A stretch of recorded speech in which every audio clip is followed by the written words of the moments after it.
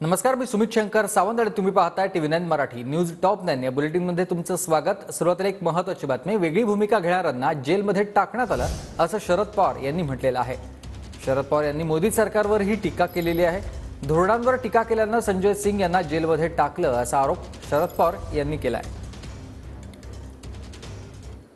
या निवडणुकीमध्ये जो काही निकाल घ्यायचा आहे तो निकाल घेण्याच्या संबंधीची भूमिका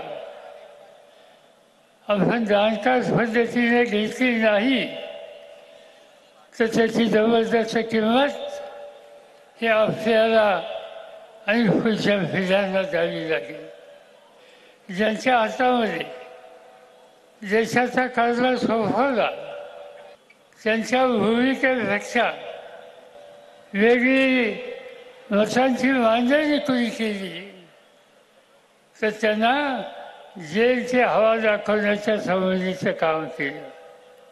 दिल्लीचे खासदार कुठंतरी केंद्र सरकारचं धोरण चुकीचं कळल्याच्या नंतर त्याच्या टीका टिप्पणी केली, 6 महिने त्यांना जेलात टाकले।